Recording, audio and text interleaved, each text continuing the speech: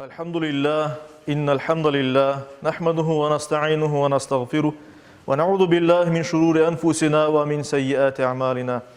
Men yehdihillahu fela mudille leh ve men yudlil fela hadiye leh. Neşhedü en la ilahe illallah vahdehu la şerike leh ve neşhedü enne Muhammeden abduhu ve resuluhu erseleh. Ya eyyühellezine amenu ittaqullaha hakka tukatih ve la temutunne illa ve entum muslimun. Eyyühen nas اتقوا ربكم الذي خلقكم من نفس واحدة وخلق منها زوجها وبث منهما رجالا كثيرا ونساء يا أيها الذين آمنوا اتقوا الله وقولوا قولا سديدا يصلح لكم أعمالكم ويغفر لكم ذنوبكم ومن يطع الله ورسوله فقد فاز فوزا عظيما أيها الناس قال الله تبارك وتعالى في كتابه الكريم أعوذ بالله من الشيطان الرجيم بسم الله الرحمن الرحيم قل هل يستوي الذين يعلمون والذين لا يعلمون صدق الله ربنا الأعلى. Saygılı cemaat-i muslimin, dinimizin emniyet bergen en mühim hususlardan birisi de ilimdir. İlimge teşviktir, ilimge gayret etmektir, ilim öğrenmek, bilgi edinmektir. İlim hakkını bilmek ve bir şeyini anlamak demektir ve cahillik sözünün tersidir. Bir kimse alim olsa demek ki cahillikten kurtular. Bir kimse bilgiden uzak kalsa o adamga cahil dep aytılmakta. Dinimizin bu meseleye emniyet bergeni mühim bir mesele olganına dikkat çekmesinin en birincisi budur ki birinci vahiy kelgende Peygamberimiz Muhammed Mustafa sallallahu aleyhi ve sellem'nin Cebrail aleyhisselamdan kelgen ilk vahyi İkra, oku sözünün başlamasıdır elbet. Biz her birimiz bilemiz ki bu dünyada olan her şey Allah'tandır. Ona göre biz her birimiz Müslüman olarak inanamız. Asıl hocamız ve terbiyecimiz Allahu Teala'dır. O insanlıkta okumakını ve yazmakını Cebrail aleyhisselam ile öğretti. Ve bundan da gayrı kolumuzda olan zemanevi bütün bilgi kolda etmek, bilgi öğrenmek vasıtalar, şu cümleden internet, kitaplar, kompüterler vesaire, onlar da Allah'tan kelgen birer lütuftur elbet. Allah-u Teala niye için bizlerge bilgi yollarını açtı?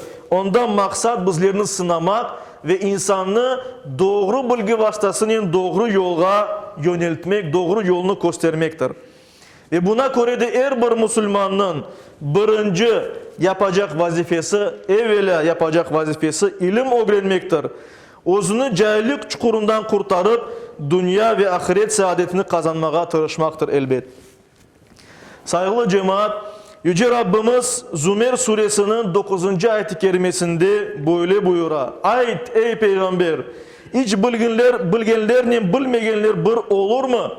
Degen bir sual beri ve elbette ki bunun cevabı bilgi sahibi olanlar, bilgenler, alimler başka insanlara bakkanda, bilmeyenlerge bakkanda daha da ustundur.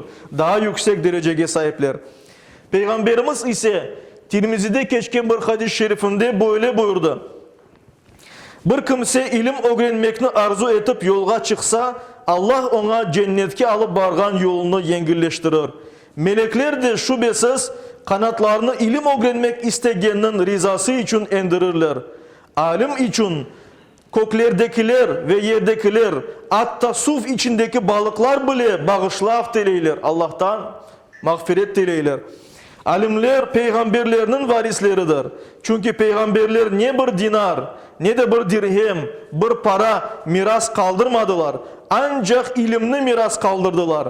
Aysa kim onu alsa nasibini algan demektir buyurdu Peygamberimiz sallallahu aleyhi ve sellem. Diğer bir hadis-i şerifte İbn Mace'de geçen bir hadiste Peygamberimiz sallallahu aleyhi ve sellem buyurdu ki ilim öğrenmek her bir Müslüman erkek ve kadın için farzdır.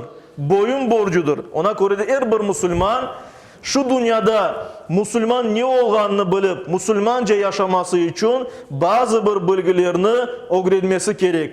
Bu dünyada öz hayatını ve kolun tubunda olan Kur'an-tasının hayatını bakmak için, geçimini teminlemek için, işte onlara bakmak için belli bir zanaatka sahip olmak gerek. Çalışıp kazanıp bakmalıdır elbet. Bu da bir farzdır elbet.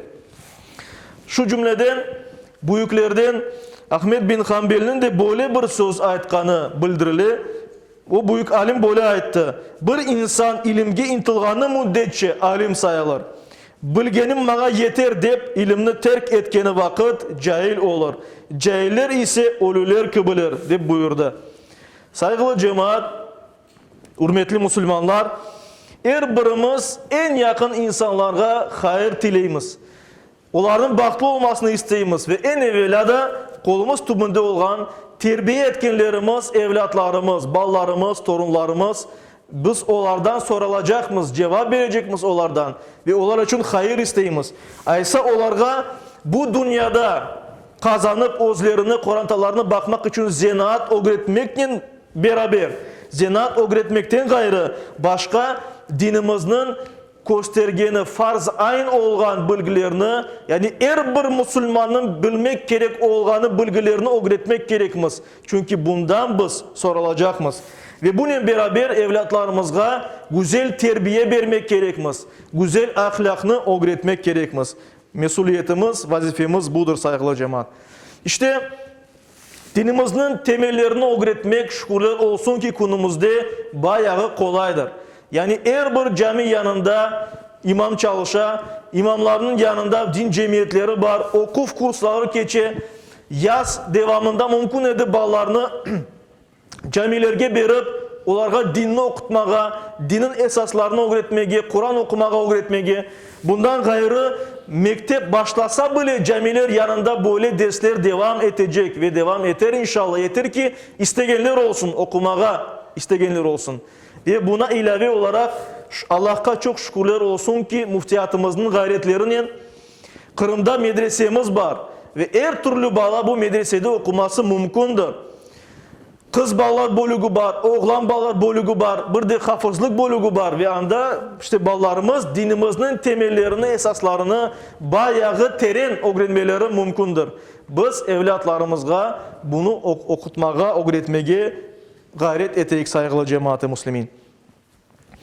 İşte biz bilemiz ki dinimiz boyunca özümüzge etraftaki olgan insanlarga fayda getirgen her bir iş savaptır.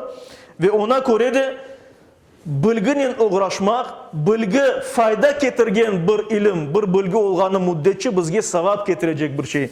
Ancak dini bilgilerin uğraşmak degen şey de yok. Elbette ümmetinin, Müslümanların her tarafından bilgilerini inkişaf ettirecek insanların olması gerektir. Ve Müslüman her bir alınen gayret eter. Ki Peygamberimiz sallallahu aleyhi ve sellem hadislerin birisinde buyurganı gibi Müslüman tezden kıyamet kopacağını bilse de kene de terek saçar dedi Peygamberimiz. Ona göre de buna işimiz bitecek, ömrüm bitti bir şey kalmadı demek de yanlıştır. Ömrün sonuna kadar gayret etmek her bir Müslümanın yapacağı bir iştir. İşte Kırım'da hep beraberce yaşamak için, birlik beraberlik olmak için bizlerge en mühim vazifelerden birisi, maksatlarımızdan birisi dinimizni bilgen bir nesil yetiştirmektir saygılı cemaat. Eğer biz dinimizge bağlansak, evlatlarımızga bunu öğretsek, onlar daha ziyadesini o evlatlarına öğretse ve dinimiz böylece vatanımızdan inkişaf etse, Yüce Rabbimiz Kur'an-ı Kerim'de buyurganı gibi elbette ki yolumuz açılır, geleceğimiz açılır ve bu vatanımızda güzel bir yaşayış yaşarımız inşallah ve o vatanımızın sahibi oluruz. Yeter ki Allah'a iman ederek dinimizni öğrenmek için gayret eteyik, dinimizni yaşamak için de gayret eteyik. Ki Kur'an-ı Kerim'de buyurulganı gibi insan için ancak öz elinin yapkanı vardır. İnsan tırışıp bir şey yapsa o vakit Allah'tan mükafat gelir inşallah. Aysa saygılı cemaat-i muslimin, aziz Müslümanlar, her daim ilim için tırışayıp gayret eteyik, ballarımızga bu avesini aşlayık, her daim dua eteyik, Yüce Rabbimiz bizge hayırlı gelecekler nasip etsin, bizni boş ve faydasız şeyler öğrenip yapmaktan uzak eylesin, faydalı ve sevaplı şeyler öğrenip yapmaktan bizge nasip eylesin ki bu Peygamberimiz Muhammed Mustafa sallallahu aleyhi ve sellem'nin duasıdır. Bizge ve nesillerimizge Yüce Rabbimiz bunu nasip etsin inşallah. Yüce Rabbimiz ilimni öğrenmek, öğretmek, yaşamak ve yaşatmak nasip eylesin. Hususan dini bilgilerini, Müslümanca yaşayışını, güzel ahlakını, güzel terbiyeni öğrenmek ve öğretmek nasip etsin ki iki cihanda hem bu dünyada hem gelecek dünyada çastlı, bahtlı olayak. Ve bununla beraber medeniyetimizin temeli olan dini bilgiler verilgen bu dünyada ve gelecek dünyada bahtlı olmak yolunu bizler ve evlatlarımız için açkan medreselerimizge, camilerimizge kolumuzdan gelgen yardımını yapmağa Yüce Rabbimiz her birimizge nasip eylesin ki bu müesseselerimiz, bu kurumlarımız ayakta kalsın, ilerlesin ve geleceğimizin güzel olmasına bir sebep olsun inşallah. Ve Yüce Rabbimiz ortalıkta olan şu yukucu hastalıktan her birimizni korçalasın. Her türlü hastalıktan korçalasın. Yüce Rabbimiz hasta olanlara ise şifalarını nasip eylesin. En güzel şekilde Müslüman olarak yaşamaya ve Müslüman olarak son nefesini vermeye her birimizge yakınlarımızla beraber nasip eylesin. Amin.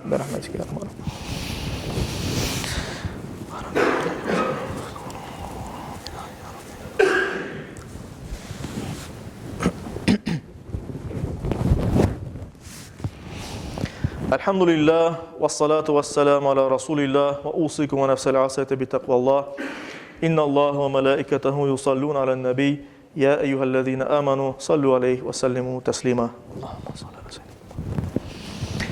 وارض اللهم عن خلفاء الأربعة أبي بكر وعمر وعثمان وعلي وعن سائر الآل والصحابة والتابعين ومن تبعهم بإحسان إلى يوم الدين وعنا معهم بعفوك وكرمك يا أكرم الأكرمين ويا أرحم الراحمين.